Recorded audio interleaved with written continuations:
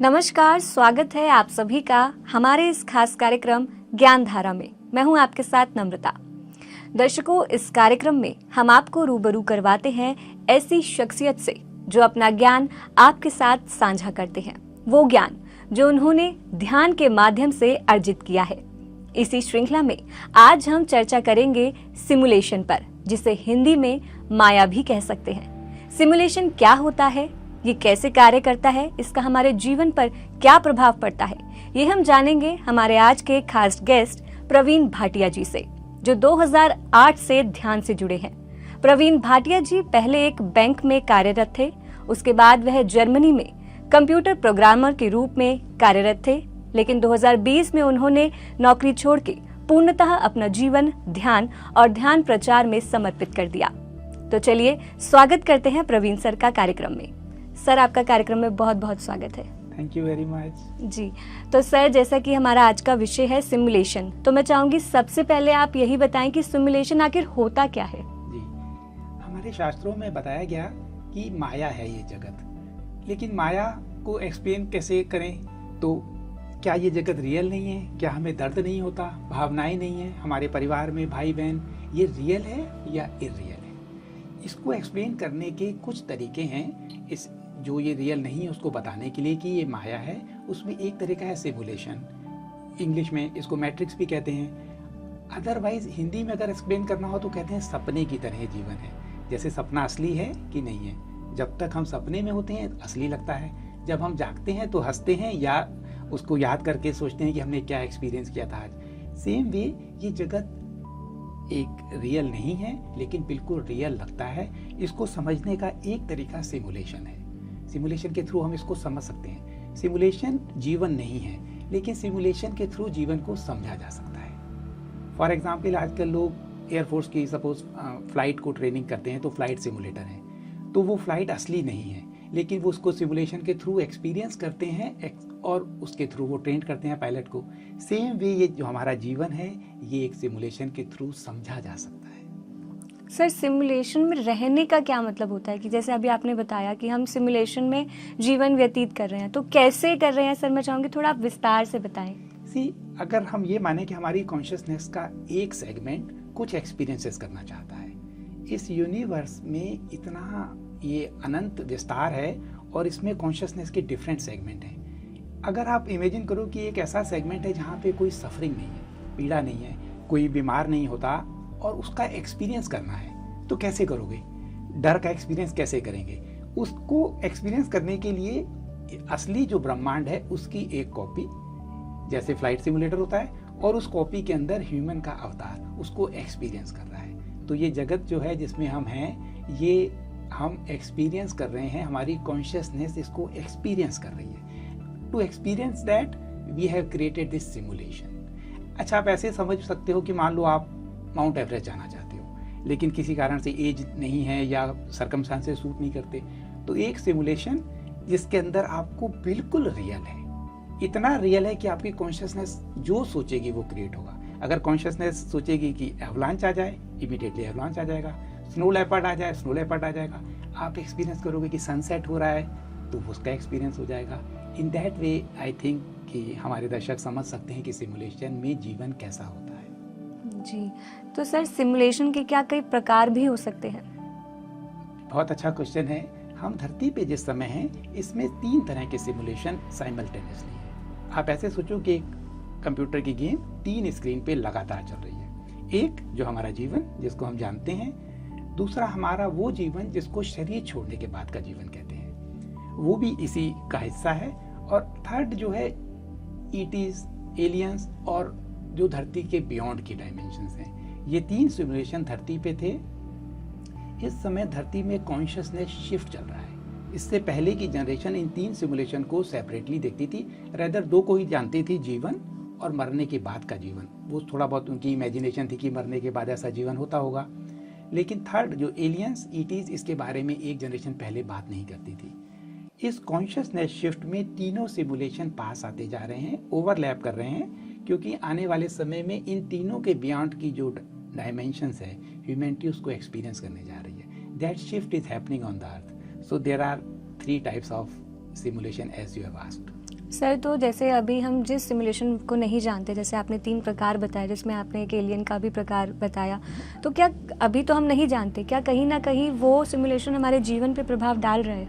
वो हमारे जीवन पे, क्योंकि सारे सिमुलेशन हमारे जीवन को एनी हाउ अफेक्ट करते हैं, तो वो भी प्रभाव डाल रहे हैं। अगर आप सुनो, रिसेंटली बहुत सारी न्यूज़ आनी शुरू हो गई हैं कि कहीं पे ईटीज़ दिखे, स्पेस क्राफ्ट दिखी, और गवर्नमेंट पे प्रेशर है कि जो आपने डिस्क्लोजर क्यों नहीं कर रहे, अगर ये सीक्रेट क्यों रखा हुआ है, so they will come closer in coming days, हमारे जीवन को प्रभाव डालेंगे। जी, तो सर सिमुलेशन का उपयोग क्यों किया जाता है? अभी आपने बताया कि सिमुलेशन होता क्या है, लेकिन इसे उपयोग क्यों किया जाता है? इसका उपयोग कॉन्शियसनेस एक्सपीरियंस करना चाहती है। Without that you can not experience.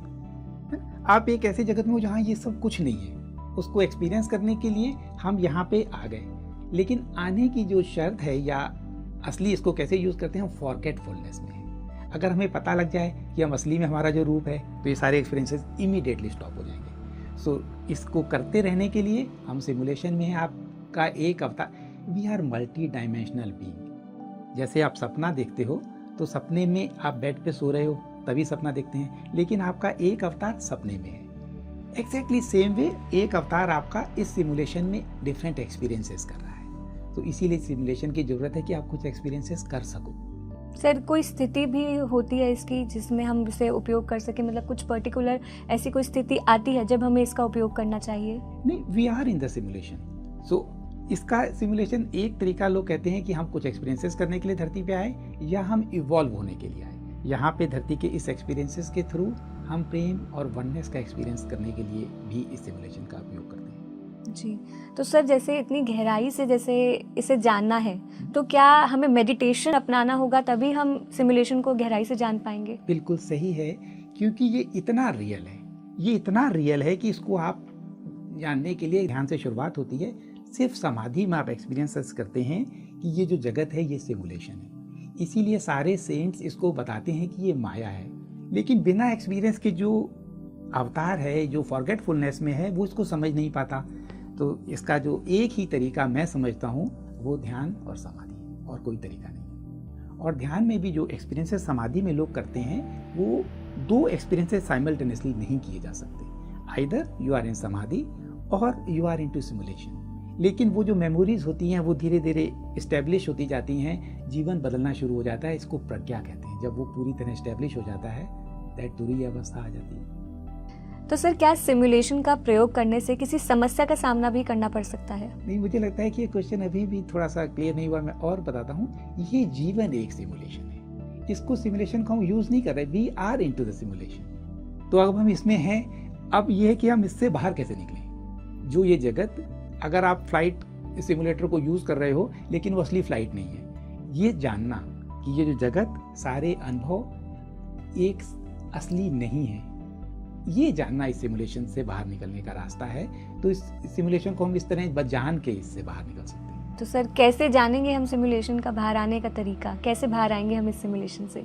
Yes, जब हमें एक बार ये पता लगना शुरू होता है, तब हम उन शास्त्रों को समझ सकते हैं। ये स्पिरिचुअलिटी का पैराडॉक्स है। एक स्टेज तक ये सारा रियल लगता है जो रियल नहीं है। जब हमारी कॉन्शियसनेस रेज करती है ध्यान से, या हमारी कॉन्शियसनेस का एक्सपेंशन होता है, एक स्टेज ऐसी आती है कि हम इस डिलेमा को, इस पैराडॉक्स को समझ पाते हैं। उसके बाद स्पिरिचुअल जर्नी बहुत फास्ट होती है, उससे पहले स्पिरिचुअल जर्नी बहुत स्लो होती है। तो इस सिमुलेशन से बाहर निकलने का है कि समझना कि हम सिमुलेशन में हैं, माया है, ये रियल लगती है लेकिन रियल है नहीं। एक एग्जाम्पल से, फॉर एग्जाम्पल, भगवान ने अर्जुन को बताया कि ये जिनको तुम देखते हो शरीर, ये असली नहीं, ये वस्त्र हैं, इसके अंदर जो है आत्मा है वो असली है। सिमुलेशन में यही जानना कि ये सब जगत, सारा स्पेस हमारे अंदर से बाहर प्रकट हो रहा है, और इसके बियॉन्ड की डायमेंशंस को एक्सपीरियंस हम तभी कर सकते हैं जब हम या तो फॉरगेटफुल से बाहर आएँ या सिमुलेशन से बाहर आएँ। दोनों एक ही बातें हैं। जी, तो सर कैसे बाहर आएंगे, मतलब फॉरगेटफुल से कैसे हम बाहर आ सकेंगे? मैं चाहूँगी थोड़ा इजी हमारे दर्शकों के पास मेथड पहुँचे। जी, जब हम ध्यान से शुरुआत करते हैं और धीरे धीरे ध्यान गहरी अवस्था में जाता है, तो ये एक्सपीरियंसेस हर साधक को होते हैं। सारे सेंट्स ने इन्हीं एक्सपीरियंसेस को जान के बताया कि ये जगत माया है। तो एक ही तरीका है, ये सारी जर्नी इनवर्ड है। लेकिन अनफॉर्चुनेटली जो समाज का ढांचा है वो ईश्वर को या सत्य को अपने से बाहर ढूंढता है, मंदिर में, मस्जिद में, गुरुद्वारे में या डिफरेंट रिचुअल्स में। वेयर जर्नी इनवर्ड है। जो भी अपने अंदर की जर्नी करता है सिंपल तरीके से, वो इस सिमुलेशन को बहुत जल्दी समझना शुरू कर देता है। और मेरे पास बहुत अच्छा न्यूज़ है कि धरती में कॉन्शियसनेस शिफ्ट हो रहा है। जब ये शिफ्ट नहीं था तब इसको समझने में सदियां लग जाती थी, धीरे धीरे इवॉल्व होते थे। अब हम बहुत फास्ट तरीके से इवॉल्व हो रहे हैं। इस आने वाले 2 सालों में जो भी अपने ऊपर काम करेगा वो इसको बहुत आसानी से समझ सकेगा, अगर वो डायरेक्शन सही है तो। जी, तो सर अगर कोई नहीं आना चाहे सिमुलेशन से बाहर तो क्या प्रभाव पड़ सकता है उस व्यक्ति पर? उसकी ज़िंदगी इसी में कंटिन्यू करेगी। ये बिल्कुल ऐसा क्वेश्चन है कि कोई आदमी सपने को एंजॉय कर रहा है, उसकी मदर बच्चे को उठा रही है कि बेटा उठो, लेकिन वो इसको एंजॉय करना चाहता है। कोई प्रभाव नहीं पड़ेगा, क्योंकि वो थोड़े समय कभी ना कभी सब जागेंगे। हर आदमी सपने से जागता है, कभी ना कभी सब जागेंगे।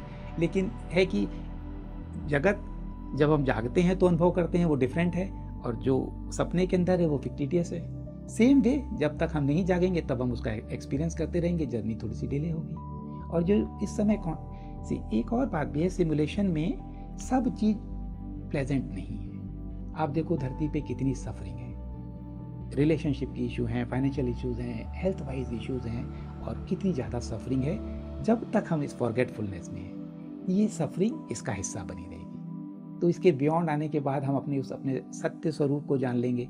इसलिए जो भी चाहे जितना चाहे इसमें प्ले कर सकता है, डिले कर सकता है, लेकिन अल्टीमेटली गोल है कि हम अपने सच को जानें। जी सर, अभी आपने ये तो बता दिया कि कैसे बाहर आना है, क्यों आना ज़रूरी है, और नहीं आएंगे तो हम एक सपने में रहेंगे। लेकिन जब हम बाहर आ जाएंगे उसके बाद की दुनिया कैसी रहेगी सर, ये भी जानना चाहेंगे। जी, ह्यूमन माइंड जो है इसकी बहुत लिमिटेशंस हैं। कॉन्शियसनेस का एक छोटा सा हिस्सा माइंड है। कॉन्शियसनेस इसने पूरा जगत को प्रकट किया है। इस माइंड की लिमिटेशंस हैं कि वो इस नेक्स्ट डायमेंशन को कॉम्प्रीहेंड नहीं कर सकता, उसकी लिमिटेशंस हैं। फिर भी जितना अच्छा आप सोच सकते हैं, जिसमें कोई बीमारी नहीं है, एजिंग प्रोसेस नहीं है, सब एक सर्टेन एज तक ग्रो करते हैं, उसके बाद उस एज को मेंटेन रखते हैं। मरने के बाद की जो डायमेंशन है, या तो आप ऐसा कह सकते हो कि जीवन बहुत लंबा होगा, या आप ऐसा कह सकते हो कि मृत्यु ही नहीं होगी। अभी भी मृत्यु नहीं होती, लेकिन इस सिमुलेशन में टेम्परेरी हम अपनी क्लोथ्स को चेंज करते हैं, इसको हम डेथ मानते हैं। और जब हम दोबारा जन्म लेते हैं तो नए परिवार में होते हैं, पुरानी मेमोरी लॉस हो जाती है। उस केस में बहुत लंबा जीवन, सेम मेमोरी, और ह्यूमैनिटी पहली बार प्रेम और वननेस का एक्सपीरियंस करेगी। अभी ह्यूमैनिटी सेपरेशन में जीती है, क्योंकि इसको एक्सपीरियंस करने के लिए 2 चाहिए, अच्छे बुरे, और हमें एक्सपीरियंस करने के लिए सेपरेशन चाहिए। जब वननेस में होती है, प्रेम का अनुभव करती है, ये हमारा माइंड अभी कंप्रीहेंड नहीं कर सकता, लेकिन जितना अच्छा आप सोच सकती हैं उसके बियॉन्ड की डायमेंशन। वहाँ किसी को काम करने की जरूरत नहीं है, क्योंकि अभी भी ये हमारी कॉन्शियसनेस रियलिटी क्रिएट करती है। इसमें हम जो सोचते हैं वो क्रिएट हो जाता है लगातार, लेकिन हम कॉन्शियसली क्रिएट नहीं कर पाते, हम जानते नहीं हैं, इसीलिए इतनी सफरिंग है। जब हम सिमुलेशन से बाहर हैं, फॉरगेटफुलनेस से बाहर निकल गए, तो हम किसी को जॉब करने की जरूरत नहीं है, किसी को बचपन से संघर्ष करने की जरूरत नहीं, because each and every thought will be manifested. More on the earth right now the processes are very slow. मैं सिंपल एग्जाम्पल से बताता हूँ। अगर आपको रोटी खानी है, पहले ज़मीन को तैयार करना पड़ेगा, गेहूँ डालनी पड़ेगी, फसल उगेगी, काटेंगे, सुखाएंगे, स्टोर करेंगे, आटा बनाएंगे, गूंदेंगे, मार्केट में बिकेगा, तब रोटी पकाएंगे और खाएंगे। जब आप सिमुलेशन से बाहर हैं, you think roti will be there. That is our reality. जी सर, मुझे तो ये बातें सपना लग रही हैं कि कैसे ये सच होगा, क्योंकि बहुत मुश्किल है। आज के अगर हम वर्तमान समय की बात करें तो लोग जो हैं वो इस, जैसे आपने माया बोला, तो इस मोह माया में फंसे हुए हैं। तो ऐसे में एक जन जन तक इस सिमुलेशन के बारे में जो जानकारी है वो पहुंचना बहुत ज़रूरी है। तो सर कैसे पहुंचेगी, कैसे हम सबको इसके बारे में जागरूक कर सकेंगे? एक तो आप अपने चैनल के थ्रू कर रही हैं, मैं भी अपने चैनल के थ्रू आने वाले 1 साल तक बहुत इंटेंसिव इंडिया में को बताने की कोशिश कर रहा हूँ। उसका एक ही पर्पस है कि धरती पे कॉन्शियसनेस शिफ्ट हो रहा है। पहले के समय में इसको लोग रिजेक्ट कर देते, अब इसके लिए रिक्वायर्ड बेस तैयार है, इसलिए बहुत फास्ट हो सकता है। तो मेरा यूट्यूब चैनल भी है, और मैं बहुत इंटेंसिव अपने टेलीग्राम ग्रुप से भी बताता हूँ। और ये हर एक के दिमाग में अगर ये बीज पहुँच जाए तो ये बीज जर्मिनेट होगा, गारंटी है, क्योंकि एटमॉस्फेयर बहुत कंड्यूसिव है। जी, तो सर कितने लोग अब तक जुड़ चुके हैं, इस बारे में भी जानना चाहेंगे। मेरा टेलीग्राम ग्रुप में 4300 हैं। हम बहुत सिलेक्टेड लोगों को लेते हैं हम कई, क्योंकि स्पिरिचुअलिटी के अनेक लेवल हैं। हर एक अपने कॉन्शियसनेस लेवल पे स्पिरिचुअलिटी को समझने की कोशिश करता है। हर एक की वो रियलिटी है जो उसकी कॉन्शियसनेस का लेवल है। तो हम बिगिनर लेवल के लिए नहीं हैं, इसीलिए ये ग्रुप इतनी छोटा है, लेकिन ये छोटा होने के बाद बहुत इफेक्टिव है। क्यों? क्योंकि हमारी कॉन्शियसनेस को आकाशिक रिकॉर्ड, एक डेटा बैंक है, वो वहाँ पे सेव होती है। जो लोग अभी बिगिनर्स हैं वो उसको एक्सेस करते हैं। इसको आप ऐसा समझें, साइबेरिया में फूड नहीं होता सर्दियों में, तो उनको कैसे पता लगता है कि इंडिया में फूड है? वो इंडिया में 8000 किलोमीटर ट्रैवल करके आते हैं, क्योंकि उनको आकाशिक रिकॉर्ड की एक्सेस है। ह्यूमन के पास थी, वो अनकॉन्शियसली करता है, अभी थोड़ी सी स्लीपिंग मोड में है।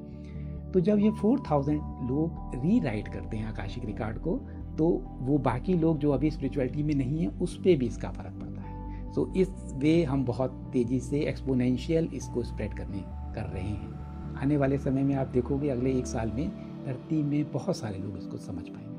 जी सर, जैसे अभी आपने स्पिरिचुअलिटी के लेवल्स बताए, तो क्या उस बारे में विस्तार से जान सकते हैं कि कितने लेवल्स होते हैं, क्या क्या लेवल्स होते हैं, और कितने कितने % के लोग जो हैं वो उस लेवल को रीच कर चुके हैं? यस, सी बिगिनर को अगर हम माने 0 और एनलाइटेंड माने 700, तो इसके बीच में पूरी ह्यूमैनिटी रहती है। 700 to 1000 भी एनलाइटेंड बीइंग होते हैं, क्योंकि एनलाइटेंड बीइंग के भी डिफरेंट कॉन्शियसनेस है। और 1000 के अगर बियॉन्ड हो जाए तो वो नेक्स्ट डायमेंशन की कॉन्शियसनेस आ सकती है। धरती पे अभी तक की कॉन्शियसनेस 1000 के बियॉन्ड एक्सपीरियंसेस नहीं कर सकती थी। अब जो क्योंकि कॉन्शियसनेस शिफ्ट हो रही है, तो humanity in the next coming years will experience a next level of consciousness, लेकिन अभी तक संभव नहीं था। तो अभी तक के जो लेवल हैं 0 to 700 normal human being, 700 to 1000 enlightened being. इसको किसी लेवल में 16 तरह भी बांटा जा सकता है। लोअर लेवल क्या है? जिसमें लोग डर में जीते हैं और उनको कॉम्प्लेक्सेस होते हैं, गिल्टी कॉन्शियसनेस है, शेम है, पुराने जीवन में कभी बचपन में कुछ हुआ उसकी मेमोरीज उनके माइंड में होती हैं। ये लोअर लेवल है कॉन्शियसनेस का। इसके बियॉन्ड की जो कॉन्शियसनेस है उसमें ह्यूमैनिटी लव का एक्सपीरियंस करती है, जॉय का एक्सपीरियंसेस करती है, फियरलेसनेस का एक्सपीरियंसेस करती है। फिर वो समझती है कि ये सारा सिमुलेशन है। सिमुलेशन और फियर, सिमुलेशन का एक्सपीरियंस आप तभी कर सकते हो जब आप इसको बिल्कुल रियल एक्सपीरियंसेस करो। उसमें डर का भी एक्सपीरियंसेस होता है, लेकिन एक स्टेज के बाद जब सिमुलेशन कोई समझ जाता है कि मेरी कॉन्शियसनेस रियलिटी क्रिएट कर रही है, तो डर हमेशा के लिए खत्म हो जाता है। That is a very beautiful state. Sir, क्या बहुत जन्मों की साधना होती है इस सिमुलेशन को समझने के लिए? जैसे अगर मान लीजिए कि जिसने अभी तक ध्यान ही नहीं करा, जिसने अभी तक इन चीज़ों के बारे में सुना ही नहीं है, तो वो क्या इसी जन्म में इसके बारे में जान जाएगा? उसे बहुत तप करना पड़ेगा, तब जाके वो वननेस को समझ पाएगा? ये भी बहुत अच्छा क्वेश्चन है। अभी तक की कॉन्शियसनेस में इवोल्यूशन प्रोसेस इतने स्लो थे कि ऐसा माना जाता था कि जन्मों की साधना से हर लेवल पे थोड़ा थोड़ा इवॉल्व होते हैं और एकदम लास्ट में कभी हम सिमुलेशन को या माया को समझ सकते हैं। लेकिन हम सब बड़ी ब्लेस्ड जनरेशन है धरती पे इस समय जितने भी लोग हैं, क्योंकि कॉन्शियसनेस शिफ्ट हो रहा है, युग परिवर्तन हो रहा है, नेक्स्ट डायमेंशन आ रहा है।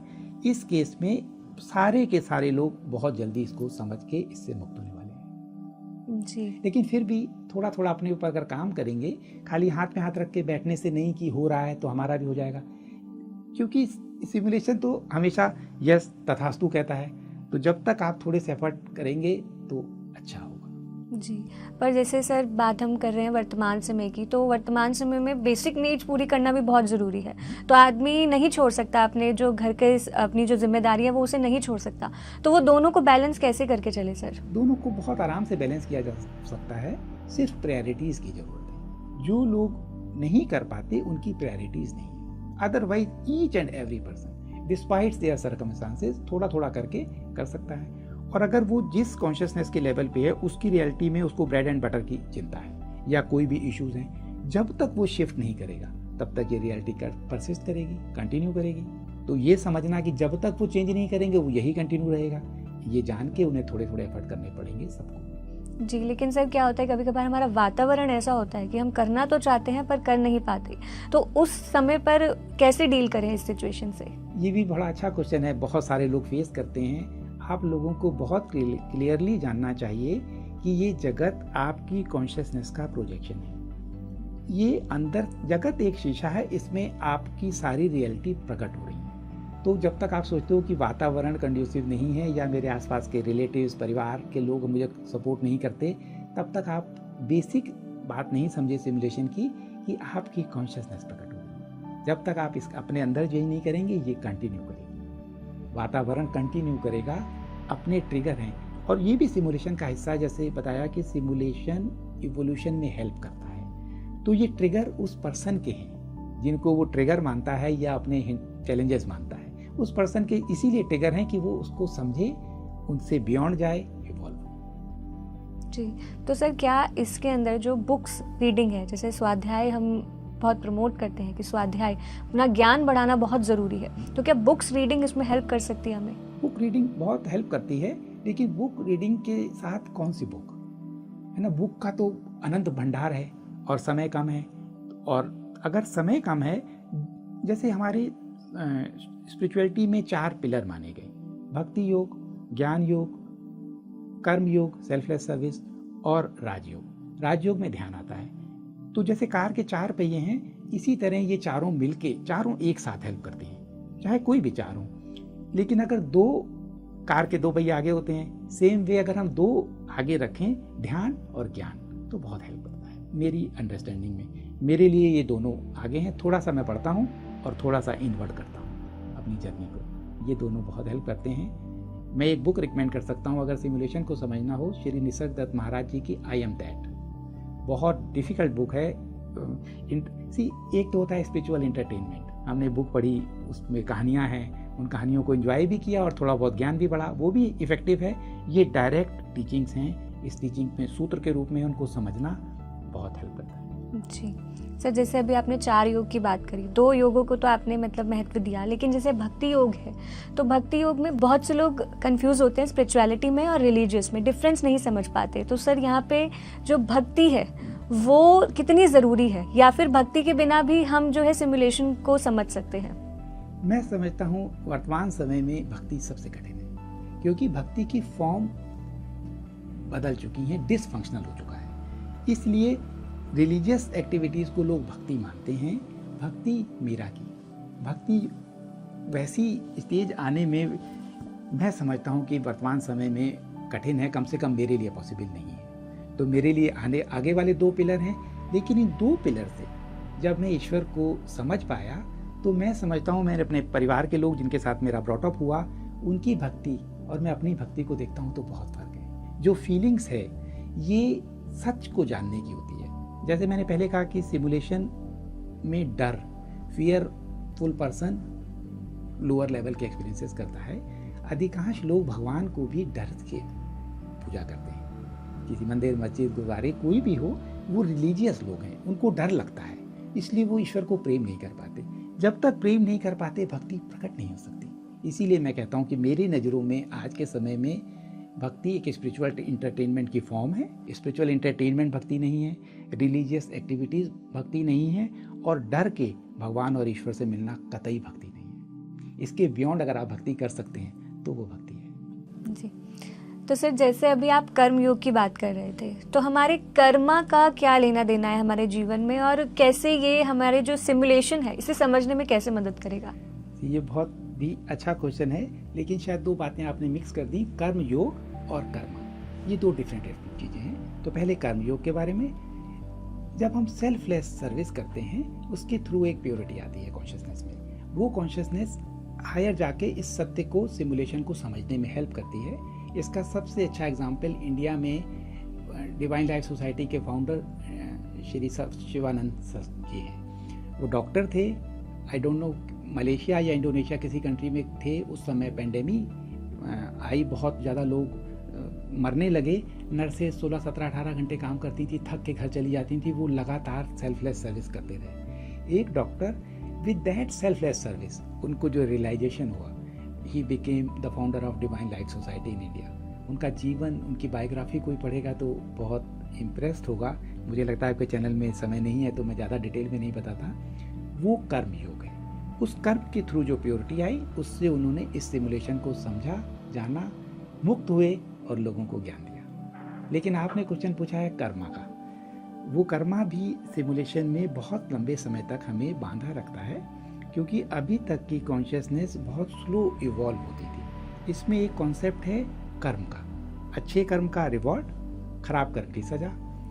बेसिकली ये इस थर्ड डायमेंशन की रियलिटी का ही कॉन्सेप्ट है, और ये हमारी जर्नी को बहुत स्लो करता है। और इस अर्थ की कॉन्शियसनेस जो नेक्स्ट डायमेंशन पे शिफ्ट हो रही है, उसमें ये बाधा है। इसलिए मैं आपको गारंटी से बताना चाहता हूँ, आल्दो मुझे पता नहीं कि कितने दर्शक इसको स्वीकार कर पाएंगे, इस समय धरती पे जो भी सोल डिपार्ट कर रही हैं अपनी बॉडी को, जब वो वापस आ रही हैं तो they are free from all of their karmas, क्योंकि कॉन्शियसनेस शिफ्ट होना है।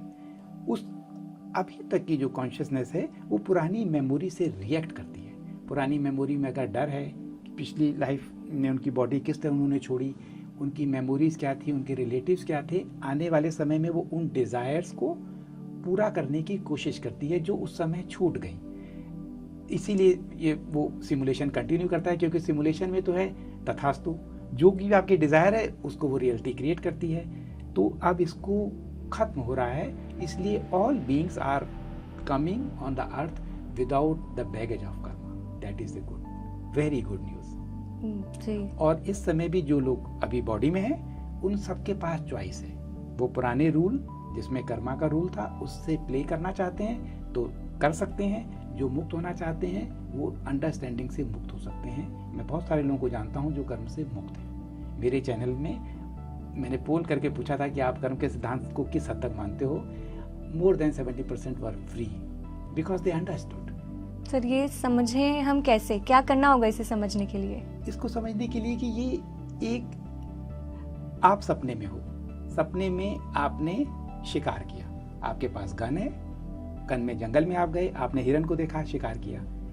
इस सपने के अंदर गन, हिरन, आप और पूरा वातावरण जंगल का, वो कहाँ से प्रकट हो? आपके अंदर से। जब आप जाग गए तो क्या आपको इस बात की सजा मिलेगी कि आपने हिरन का शिकार किया है? नहीं मिलेगी। जब आप अवेकेंड हो जाते हो तब आप जानते हो कि ये सिमुलेशन है, ये एक सपना है, then you are free. Moreover and then people come into that process of awakening. तो जो लोग भी अवेकेंड हैं या अवेकनिंग के प्रोसेस में हैं, उन्होंने ये देखना शुरू कर दिया है कि नहीं, इसमें सब कुछ ठीक नहीं है। फिर कर्म क्या है? कर्म अगर एक ईश्वर है, ये तो सब मानते हैं कि एक ही क्रिएटर है। अगर एक क्रिएटर है तो डिफरेंट रूल कैसे हो सकते हैं? अफ्रीका के डिफरेंट रूल हैं, इंडिया में डिफरेंट रूल हैं, दुबई में दूसरे रूल हैं, वेस्टर्न कंट्री में डिफरेंट रूल्स हैं। जब ये समझ में आता है तब आप समझ जाते हो। और वो नियम जो समय के साथ बदलते हैं, वो कैसे ठीक हो सकते हैं? 300 साल पहले ही देश में सती प्रथा थी, आज कुछ और है, आने वाले समय में कुछ और होगा। तो ये जो लगातार चेंजिंग है, ये कैसे कर्म बन सकते हैं? ये अंडरस्टैंडिंग आपको कर्म से मुक्त करती है ना। डिफरेंट रिलीजियस प्रैक्टिसेस हैं, उस किस प्रैक्टिस में अगर आपने अपना मुंह पे पर्दा नहीं किया तो आपको खराब कर्म है। किसी के लिए जानवर को मार के खाना कुछ लोग खाते हैं, कुछ कहते हैं कि जानवर जीव हत्या का बहुत खराब कर्म है।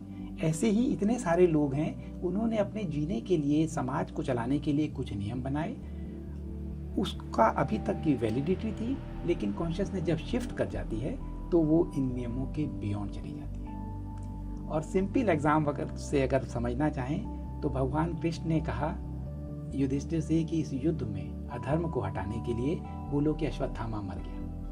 लोअर कॉन्शियसनेस कहेगी कि मैंने किताब पढ़ी है, शास्त्रों में लिखा है, सच बोलना ठीक है, वो इसको अधर्म मानेगी, पाप मान सकती है। लेकिन जो भगवान है वो बियॉन्ड है। ऐसे ही जो इस कॉन्शियसनेस को समझ जाता है कि ये सपना है, इस सपने में किसी भी चीज़ का कोई असर नहीं है, लेकिन जब तक आप अवेकन नहीं है तब तक सबका असर है। और कॉन्शियसनेस इस प्रोसेस में है कि आप चाहें तो मुक्त हो सकते हैं, सबके लिए फ्री चॉइस है। और आने वाले समय में सारे कॉन्शियसनेस में कर्म का रूल हट रहा है, क्योंकि आकाशिक रिकॉर्ड रीराइट हो रहा है। मैं आपको गारंटी से बता रहा हूँ, और आप लोग के लिए बहुत अच्छी न्यूज़ है।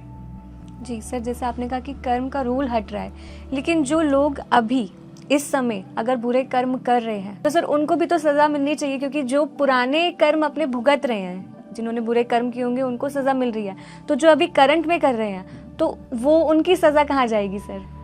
जब आप ये समझते हो कि आप एक गेम में हो, इस गेम में आपने गेम खेलते खेलते मान लो कुछ फाइट वाले गेम होते हैं, उस फाइट वाले गेम में आपने किसी दूसरे का मर्डर कर दिया, गेम के अंदर ही तो हो रहा है।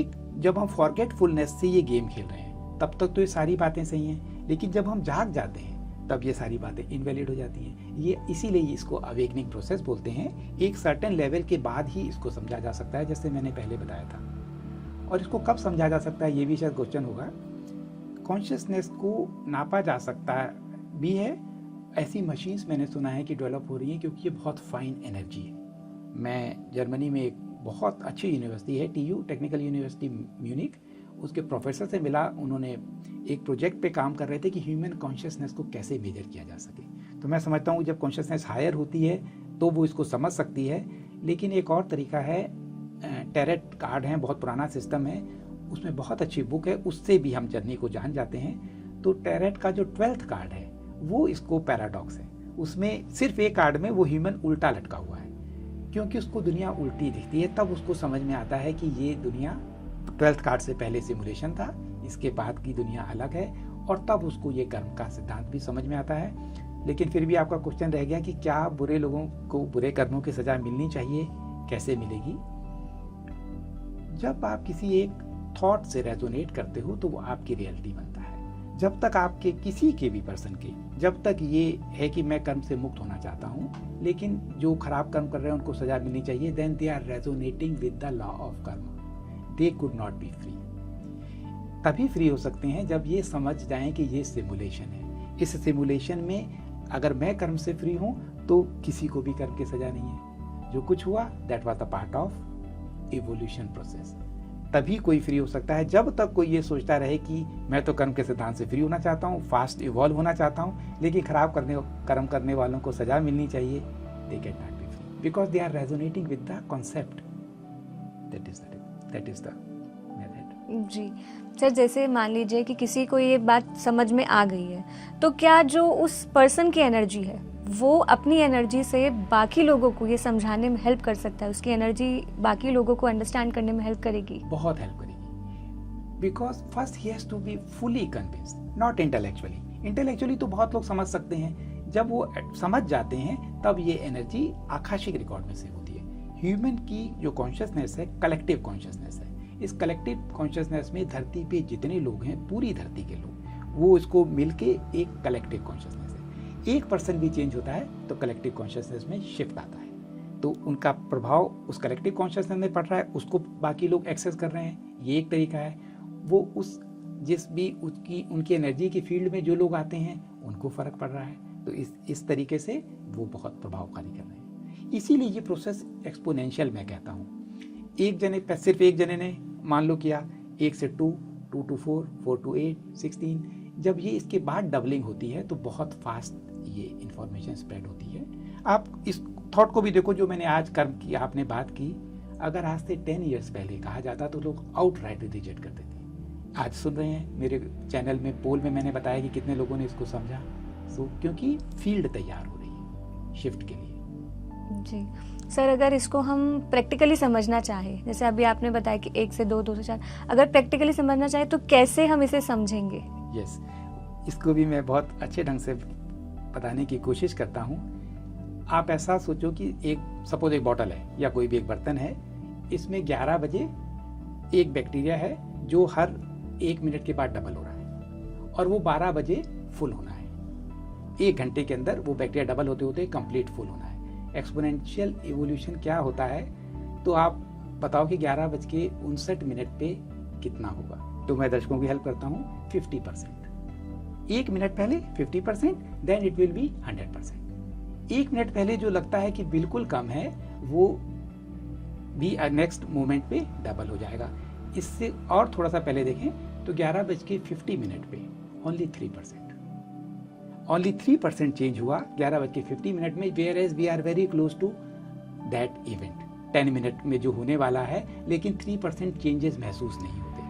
तो ऐसे ही एक्सपोनेंशियल इवोल्यूशन काम करता है, अभी कॉन्शियसनेस शायद 10 मिनट बिफोर वाले समय पे है, सिर्फ 3% या उससे भी कम लोग समझ पा रहे हैं, लेकिन ये आने वाले समय में बहुत तेज़ी से धरती में स्प्रेड होने वाला है। जी, तो यानी कि सिर्फ पेशेंस होना बहुत ज़रूरी है। यहाँ पे जैसे आपने बोला कि 50 मिनट्स तक सिर्फ 3% था, तो अगर कोई पर्सन है जो इस सिमुलेशन को जानना चाह रहा है या कोई ध्यान से जुड़ रहा है, ध्यान के माध्यम से समझने की कोशिश कर रहा है और उसे कुछ भी एक्सपीरियंस नहीं हो रहा है, तो यहाँ पे वो ध्यान को छोड़े नहीं, सिमुलेशन को समझना है उसे, वो छोड़े नहीं, वो लगा रहे, क्योंकि अगले 10 मिनट में वो सब कुछ समझने वाला है। बिल्कुल सही बात है।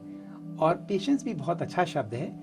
पेशेंस को इस धरती पे 3 तरह की प्रकृतियाँ हैं, तामसिक, राजसिक और सात्विक।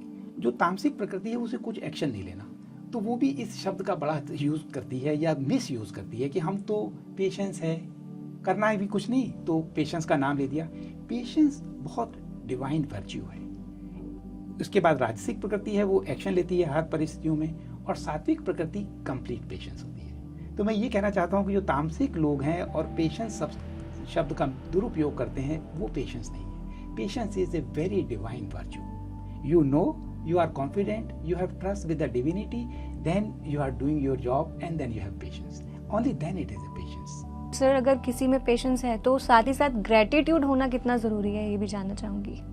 ग्रेटिट्यूड को भी मैं, जैसे धरती पे लोग ग्रेटिट्यूड की बातें करते हैं या वो हर समय थैंक यू बोलते हैं, that is not gratitude. Gratitude is a very higher state of consciousness.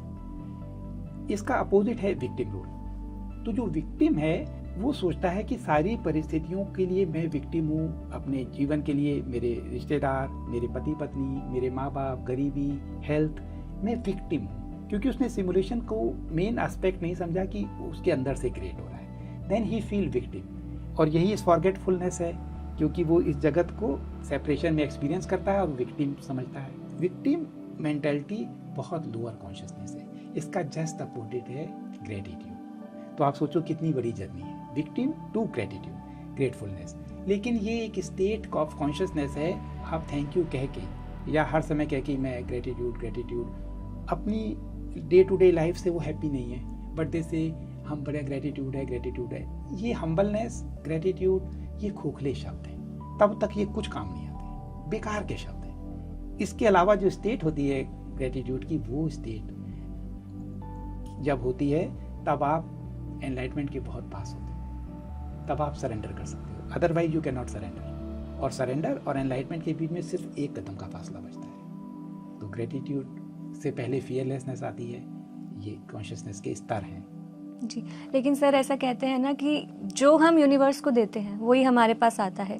तो अब मान लीजिए कि कोई अभी नहीं पहुंचा है उस स्तर तक, लेकिन अगर वो चाहता है कि उसके जीवन में अच्छा हो, तभी वो ग्रेटिट्यूड जो है वो व्यक्त करता है। तो यहाँ पे कैसे समझा जाए इस चीज़ को? बहुत आसान है। आप एक मैग्नेट हो, आप इस मैग्नेट में जो कुछ भी है, फॉर एग्जाम्पल आप दे नहीं सकते तो किसी को विश कर सकते हो कि उसका जीवन अच्छा हो।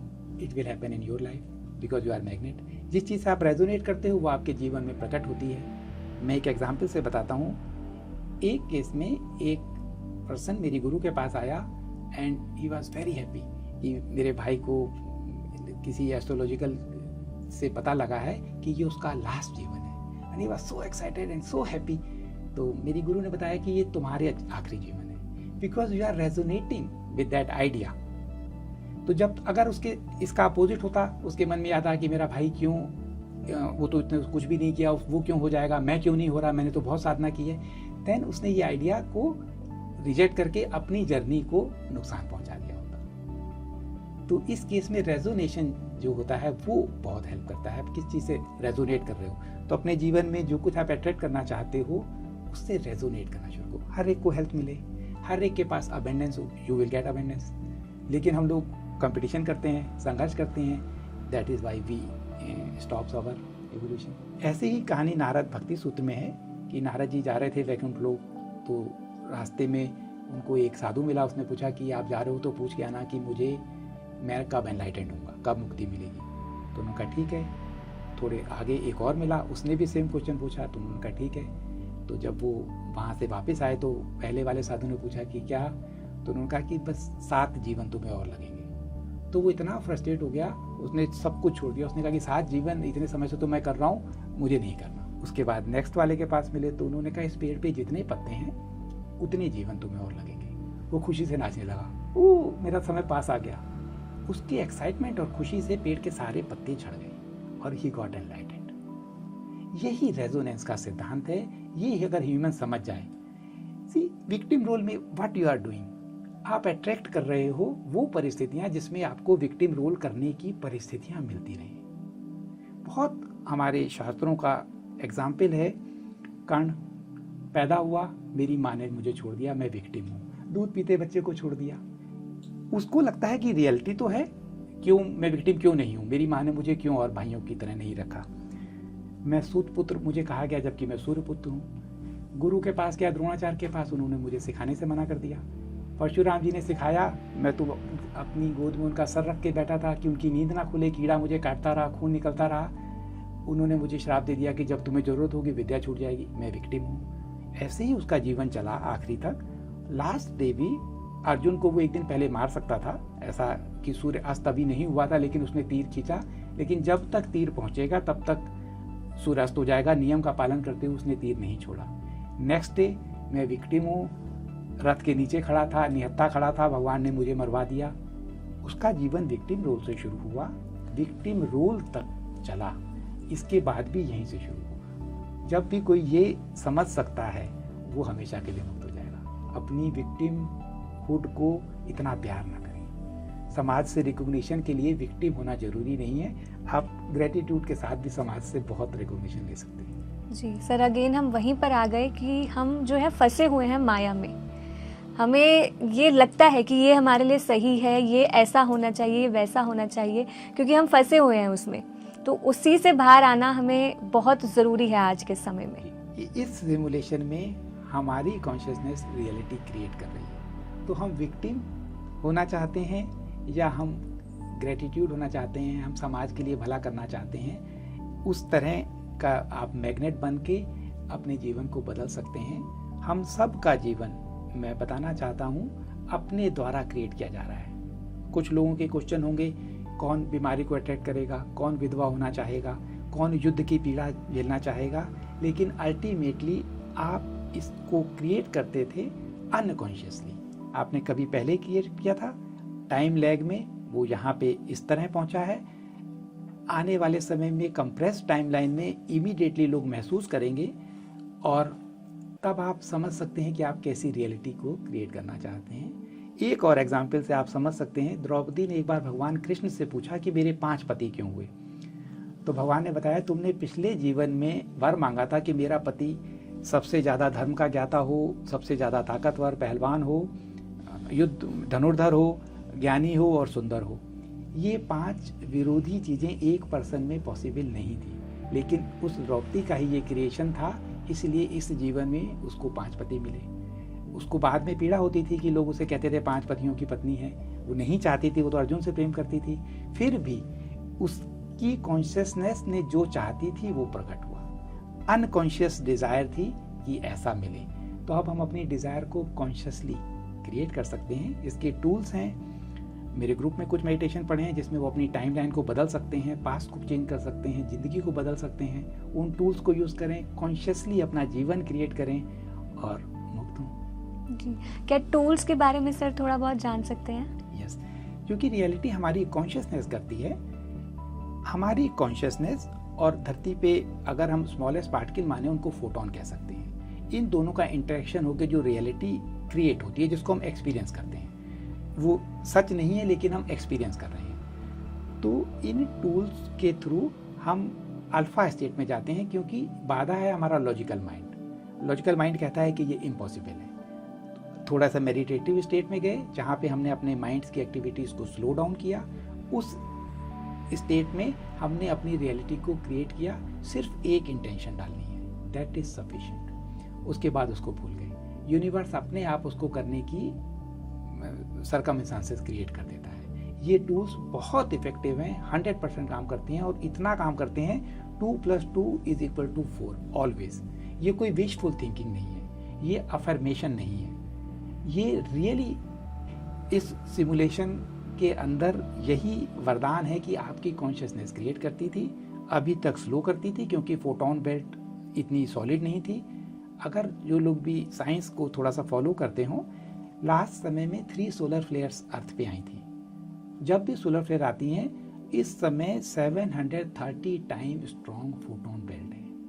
आपकी सारी reality with very small time lag आप क्रिएट कर सकते हो, और यही टूल हमारे चैनल में भी पड़े हुए हैं, और हम जब कभी मीटिंग होती है तो लोगों को सिखाते हैं अपनी रियलिटी। सी, अगर आपकी कॉन्शियसनेस का एक हिस्सा आपकी किसी प्रॉब्लम से जूझने में इन्वॉल्व है, तो आप अपनी एनर्जी को मुक्ति के लिए नहीं ले जा सकते।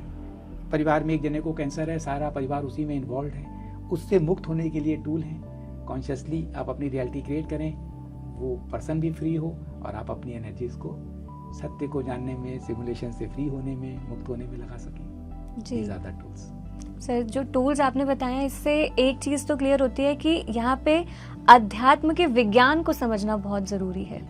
जी, हम जो साइंस है वो कहीं ना कहीं स्पिरिचुअलिटी के साथ जो है वो पूरा संबंध उसका है। जी, पहले डिस्टेंस था। लोग विज्ञान और स्पिरिचुअलिटी को, कुछ लोग जो सो कॉल्ड इंटेलेक्चुअल या एजुकेटेड लोग थे, वो स्पिरिचुअलिटी को एनी हाउ रिजेक्ट करते थे। वो लॉजिकल माइंड से हर चीज़ के आंसर ढूंढना की कोशिश कर रहे थे। एक स्टेज पे आके फिजिक्स रुक गई। फिजिक्स के पास बहुत सारे क्वेश्चंस के आंसर इसके बाद नहीं है, पिछले 30-40 ईयर्स में रुकी हुई है। उनके आंसर्स क्वांटम फिजिक्स से मिल रहे हैं। सो quantum physics is a branch which is bringing science and spirituality together. ये दोनों को जोड़ने के लिए कोशिश कर रही है, और यही इस सिमुलेशन को बाहर निकलने में क्वांटम फिजिक्स हेल्प कर रही है। जी सर, और मैं आशा करती हूँ कि जो भी दर्शक आज इस कार्यक्रम को देख रहे होंगे, वो जो आपने टूल्स बताए हैं उसके माध्यम से हैं सिमुलेशन को समझने का प्रयास करेंगे, साथ ही अवेकनिंग और एनलाइटमेंट की स्टेट में आने का भी प्रयास करेंगे। तो सर, इतनी सारी जानकारी आज आपने हमें दी, उसके लिए आपको बहुत बहुत धन्यवाद। Thank you very much for inviting me. जी, तो दर्शकों, आज इस कार्यक्रम में हमने प्रवीण भाटिया सर से चर्चा की सिमुलेशन पर। हमने सिमुलेशन के बारे में जाना, सिमुलेशन कितने प्रकार के होते हैं, क्या क्या टूल्स इसमें हम यूज़ कर सकते हैं, इस बारे में हमने जाना। तो हम आशा करते हैं कि आपको ये जानकारी अच्छी लगी होगी और आप इस जानकारी को अपने जीवन में आत्मसात करेंगे। तो आज के लिए बस इतना ही। हम फिर मिलेंगे किसी अन्य एपिसोड में। तब तक के लिए आप देखते रहें PMC हिंदी चैनल। नमस्कार।